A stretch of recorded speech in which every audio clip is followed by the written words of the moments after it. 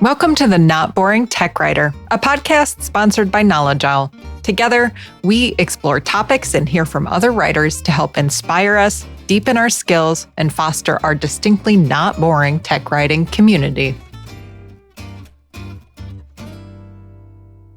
Hello, fellow not boring tech writers. I'm Kate Mueller, and this is one of our solo episodes where I share things I'm thinking about or working on. I'm recording this episode at the beginning of March, eagerly awaiting the daylight savings time shift. I'm going to start this episode with a quick story. I promise it does relate to documentation eventually, but it begins like this.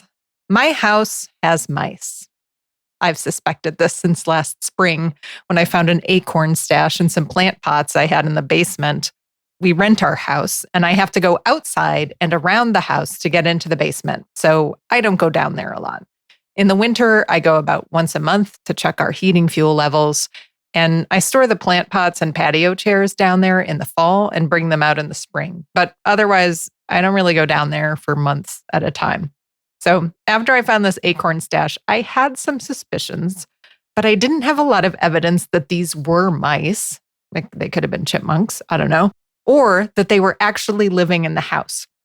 So I was living in this lovely state of blissful ignorance until about 2 weeks ago when I was taking a bath and I heard a mouse scratching around on the wall right behind my head. So as a good tenant, I contacted my landlord who wanted to use glue traps to get rid of them.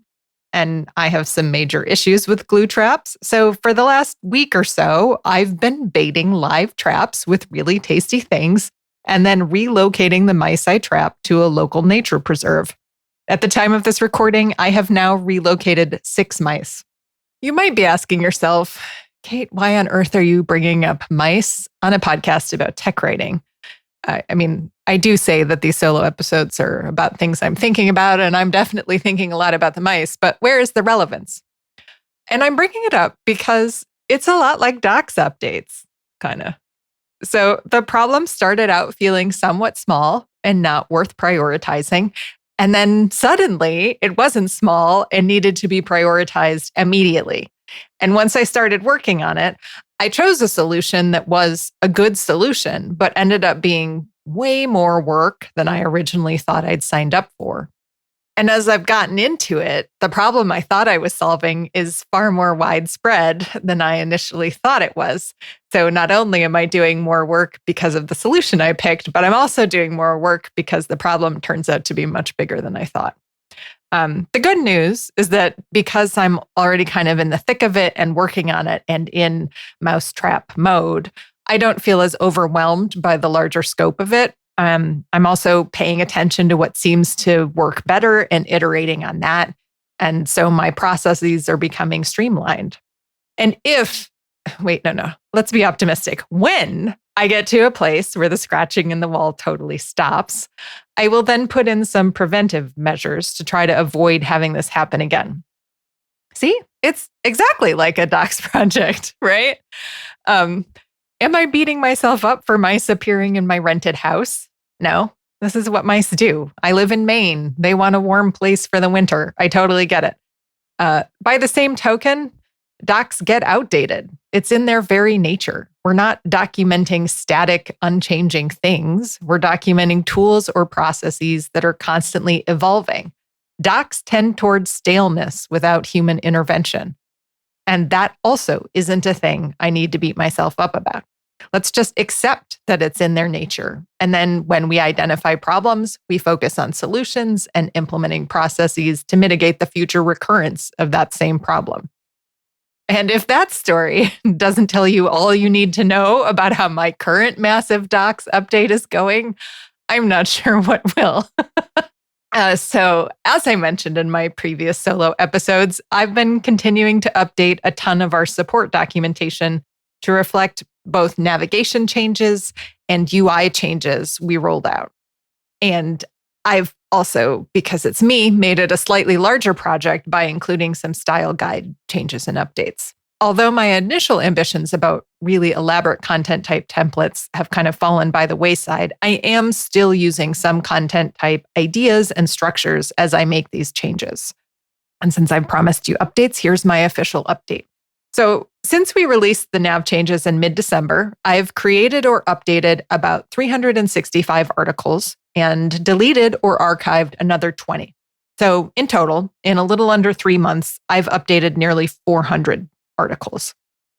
And in the last month, besides making some updates to individual articles, I also reorganized an additional features subcategory, thanks to content types. They really helped, which has taken my total subcategory reorgs to 5.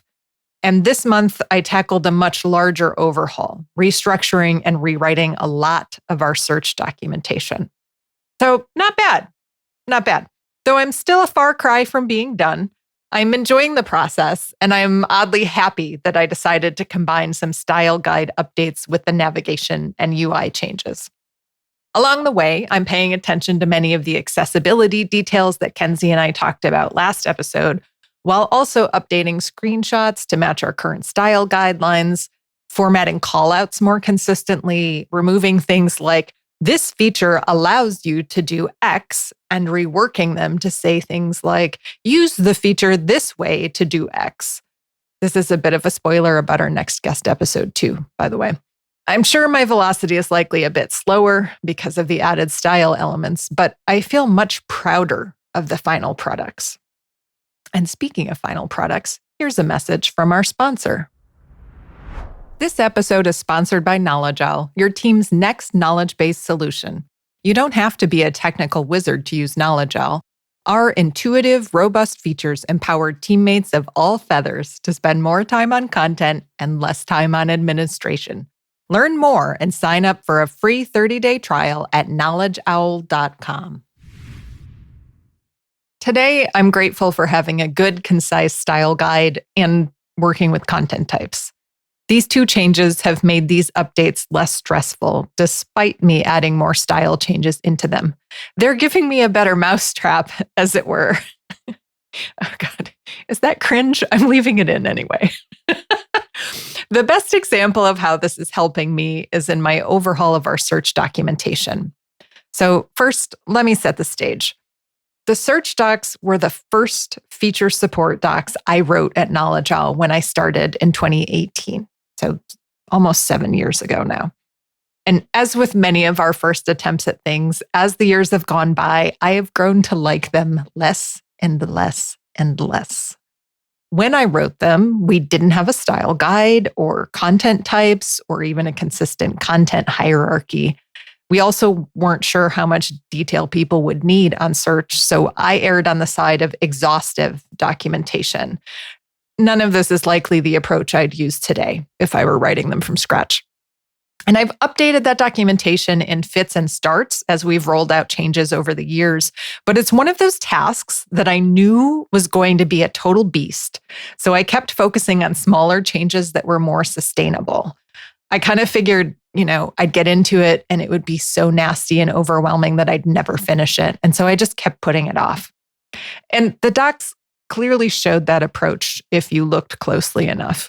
They didn't consistently align with our current style guide, and some of them felt redundant or repetitive. They were definitely docs that were the first things I wrote when I started here. But I knew I couldn't get around to updating them this time because about a month ago, we rolled out some changes to the search settings as part of the UI updates.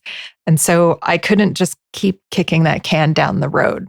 I mean, I tried. Don't get me wrong. I tried. I tried some kind of fast and dirty changes that only covered the new settings, and I hated it. I felt really frustrated with the content. So then I was like, okay, maybe I can just do a slight reorganizing here and maybe that'll be enough. And it felt better, but it still didn't feel great. And this time, instead of sidestepping it, which is what I've done every time in the past, I asked Erica, one of our customer success owls, for some feedback. I showed her the changes that I'd made already, and then I described where I was struggling and asked her some questions. And in that process, she gave me a huge warm fuzzy. She said that she really liked the changes I'd been making in the feature subcategories, that those changes were making it much easier for her to find what she needed. that the structure just seemed to make more sense and it felt a lot more predictable. And she wanted me to do more of that here. This was the first piece of really concrete evidence I've gotten that some of the content type inspired changes were working, and it felt amazing. And I guess it was exactly what I needed because I rode that high into a way more significant rewrite of the existing search content and almost a total reorganization of the entire category. And admittedly, I did spend longer on making these changes than I had originally hoped, but it's also the first time in years that I've actually felt proud of these docs. I mean, it's me, so I do still have some stuff I want to do in there. There were some pages that I just kind of totally sidestepped, and they're not a high priority. They're not impacted by the new settings. And honestly, the content in them may change because we have some additional search functionality that we're currently testing. So I just kind of accepted like, hey, this stuff might change really soon anyway. I don't think this is the best use of my time. And basically, I accepted those messes for future me to have to clean up. But they're going to be much smaller messes than what I had before. I'll toss a link in the show notes to the search docs in case you want to go poke around and maybe judge me. I don't know. Give me some more feedback. But that idea of iterative improvement, of doing better when you know better, that reminds me of part of last episode's interview with Kenzie Woodbridge. One of the lines that has stuck with me from that episode was Kenzie's observation that we often leave physical building construction and accessibility to the experts. But because we're all creating content all the time, content accessibility isn't something we can just leave for the experts. We need to think about it and incorporate it as we're able to. If you've been listening to the pod this season, maybe you've picked up on some of the same tech writing themes I have, that we all continuously learn new things, whether that's tools or tech stacks or domains, that we often need to get feedback or knowledge from people far more knowledgeable than us. And that in the midst of that, we're still trying to get out docs that feel like an improvement without getting paralyzed by how much we could or maybe feel we should do. All of that might just be a nice way for me to package up the idea that we're constantly being reminded of how much we don't know and of all the ways we aren't experts and of all the ways our docs could still be better. But I believe the people who make the best tech writers, documentarians, or whatever title you use are those who enjoy that sense of constant learning and improvement. It's an interesting thing to both know you aren't an expert in something, but to also try to do it anyway. Accessibility best practices are a good example of this. It could be easy to throw up our hands and say, oh, I'm not an expert in that. I wouldn't know where to begin. But you begin with the bits you do feel confident in doing. Kenzie's suggestions really boiled down to 4 things. 1, use actual headings. Don't just style normal paragraph text to look like a heading. 2, use sequential headings and don't skip levels.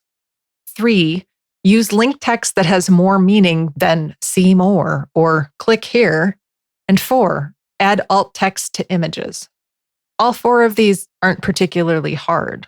They're also best practices for content generally, not just for accessibility.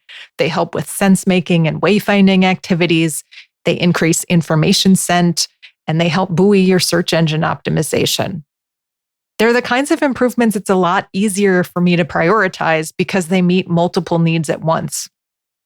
Am I an expert in accessibility? No, way far from it. I know I have so much more to learn in this area, but as with my search docs, I'm going to keep doing better when I know better. And I'm not going to beat myself up for stuff I didn't know to do 7 years ago or 5 years ago or 3 years ago. I'm just going to recognize that I have to continue to keep learning and improving as I go. Improvements like this are one very concrete way that we get to make our little corner of the universe just a little bit better. And these days in 2025, it can be fairly overwhelming to participate in reality or to feel like anything you do makes a difference. I would suggest that it's these times that make small actions that much more important. These are things we can do. I can make my docs a little easier to understand and a lot more accessible so that my readers have a better time while they're in them and hopefully spend less time there and more time on the things they most care about. I may not be able to make the whole world inclusive right now, but if I can make my docs even a tiny bit more inclusive and remove that extra little bit of stress or friction, that's a small force for good. And we need more of that right now. So this month, I'm encouraging you to think about your docs to-do list and to focus on the tasks that check multiple improvement boxes while also feeling like they're moving you in the direction you want to go. They don't have to be big changes. They don't have to be huge, grandiose. I'm not telling you to go reinvent your entire information architecture or apply content type templates are everywhere. No, it just needs to be something that's an improvement, that you're putting that small extra bit of good out into the world. That's it. The bar's pretty low.